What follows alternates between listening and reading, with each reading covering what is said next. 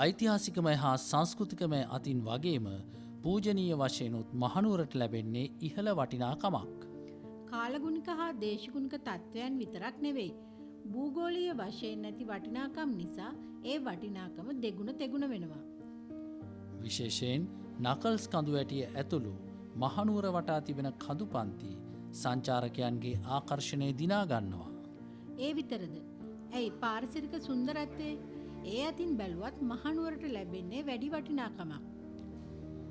අන්න ඒ පාරිසරික වටිනාකම ගැන කතා කරනකොට අමතක කරන්න බැරි තැනක් ගැනයි මේ කියන්න හදන්නේ. දන්නවාද කොහෙද ඒ කියලා? ඔව්. අද අපි කියන්න යන්නේ මහනුවර නගරයට ආසන්නයේම තියෙන වරාතැන්න හක්කිද කියන ඊටාම සුන්දර ප්‍රදේශය ගැනයි. මේක නිකම් පාරිසරික පද්ධතියක් නම් නෙවෙයි. පාරිසරික ආරක්ෂක ප්‍රදේශයක්. ඒ කියන්නේ ආරක්ෂා කරගත යුතුයයි රජය විසින් ගැසට් මගින් ප්‍රකාශයට පත් කරලා තියෙන පාරිසරික ප්‍රදේශයක්.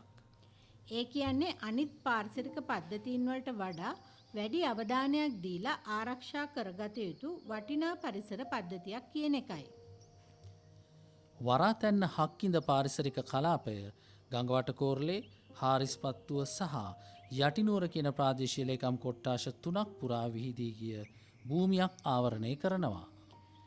ඒ වගේම පේරාදෙණියෙන් ගලා බසින මහවැලි ගඟ ආශ්‍රිතව පිහිටි රමණීය සහ පාරිසරිකමය වශයෙන් සංවේදී පාරිසරික පද්ධතියක්. දූපත් විශාල ප්‍රමාණයකින් යුත් මහවැලි ගඟේ පළල මහා පටුම ස්ථානයත් මේ හක්කින්ද ප්‍රදේශයේ පිහිටා තිබීම හරිම පුදුම සහගතයි. එහෙමනම් අපි ඊළඟට බලන්න ඕනේ ඇයි මේ වරාතැන්න හක්කිද පාරිසරික ආරක්ෂක කලාපයක් විදියට නම් කරලා තියෙන්නේ කියලා. ඒකට හේතු ගොඩයි. එකක් තමා මේ ප්‍රදේශයේ ඇති ඉහළ ජෛව විවිධත්වය. ඒ වගේම මේ ප්‍රදේශයේ තියෙන අද්විතීය භූ ලක්ෂණ සහිත අධිසංවේදී ගංගාසිත පරිසර පද්ධතියත් ඒකට හේතුවක්. ඇයි තව දෙයක් තියෙනවා. මේ ප්‍රදේශයේ බොහොම දුර්ලභ ශාක හා සත්ව විශේෂ දැකගත හැකි වීම. ඒ වගේම වෙනත් ප්‍රදේශවල නැති විශේෂ පාරිසරික තත්ත්ව මේ කලාපයේ තියෙනවා. ඒ විතරද? ඇටඹ, බදුල්ල වැනි රතු දත්ත පොතට අයිති. ඒ කියන්නේ අවදානමට ලක් වූ ශාකත් මේ ප්‍රදේශයේ තියෙනවා. ලංකාවට ආවේනික ශාක විතරක් නෙවෙයි. ලංකාවට ආවේනික ගඩයා, ගල්පාඩියා, දම්කොළ පෙතියා ඇතුළු තවත් මත්ස්‍ය විශේෂ කිහිපයක්ම මේ ප්‍රදේශයේ වෙසෙනවා. මූකලන් කොට්ටෝරුව හා මයිල ගොයා කියන ලංකාවට ආවේනික පක්ෂි විශේෂත් මේ ප්‍රදේශයේ ඉන්නවා කියලා තමයි පරිසරවේදීන් කියන්නේ.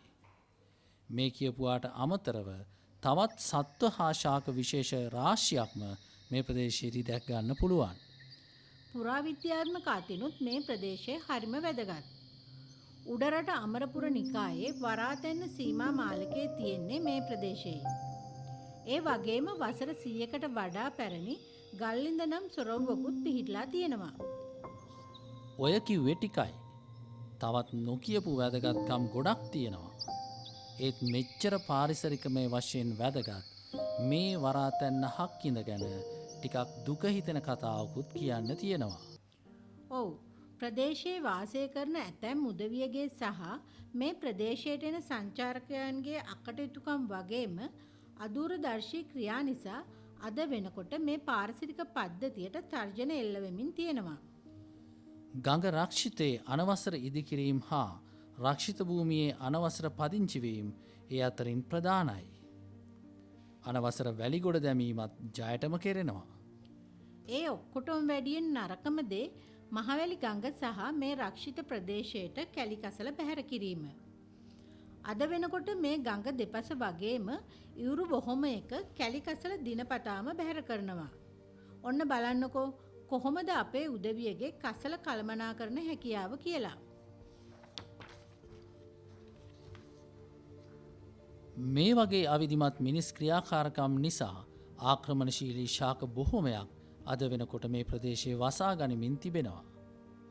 කොහොම හරි මේ දේවල් තවදුරටත් සිද්ධ වුණොත් පාරිසරිකමය වශයෙන් මෙච්චර වටින වස්තුවක් අපෙන් ඈත් වෙන එක වළක්වන්න බැරි වෙයි. අපි මේ දකින්නේ පරිසරයට ආදරය කරන පිරිසක් වරාතැන්න හක්කිද ප්‍රදේශයේ රැක ගැනීමේ අරමුණින් කරන පිරිසුදු කිරීමේ වැඩසටහනක්. මහනුවර දිස්ත්‍රික් ලේකම් ඉන්දික උඩවත්ත මහතා ඇතුළු කාර්ය මණ්ඩලය සහ පරිසර අධිකාරිය ඇතුළු ආයතන රැසක්ම වැඩේට එකතු වෙලා ඉන්නවා. ප්‍රසන්න ගුණසේන නියෝජ්‍ය අමාත්‍යතුමා තමා ප්‍රධාන ආරාධිතයා. රුක්රෝපණ වැඩසටහනක් එක්ක වරාතැන්න හක්කිද ප්‍රදේශය හා මහවැලිගඟේ ඉවුරුවල ඇති කසල ඉවත් කරන්න මේ අය කටයුතු කරනවා. ඒ අතරේ අවට ප්‍රදේශවාසීන්ට තම ප්‍රදේශයේ වටිනාකම කියලා දෙන ගමන් ඒ ගැන නොදන්න අයට දැනගන්න ස්ටිකර් ඇලවීමටත් කටයුතු යොදලා තියෙනවා. මේ අවුරුද්දේ ලෝක පරිසර දිනයට සමගාමීව තමයි මේ වටින වැඩේ කරන්නේ. හැමදාම මේ විදිහට රාජ්‍ය ආයතන වලටයි ස්වේච්ඡා සංවිධාන ඇතුළු රාජ්‍ය නොවන ආයතන වලටයි ඇවිත් ශ්‍රමදාන දාලා සුද්ධ පවිත්‍ර කරලා දෙන්න බෑ. එහෙම කළා කියලා වැඩකුත් නැහැ. මොකද ආපහු දවස් 2-3ක් යනකොට ඒ වැඩේ පටන් ගන්නවා. ඒ නිසා මේ වටිනා පරිසර පද්ධතිය ආරක්ෂා කර ගැනීමේ වගකීම පැවරෙන්නේ අපිටමයි. විශේෂයෙන්ම මේ අවට සිටින ප්‍රදේශවාසීන්ටයි. එහෙම නැති වුණොත් ඉතින් වරාතැන්න හක්කිඳ කියන මේ වටිනා පාරිසරික පද්ධතිය අපෙන් ගිලිහි යෑම නතර කරන්නට ශ්‍රමදාන 100,000 ගාණක් දැම්මත් අපිට හැකියාවක් නොලැබෙයි.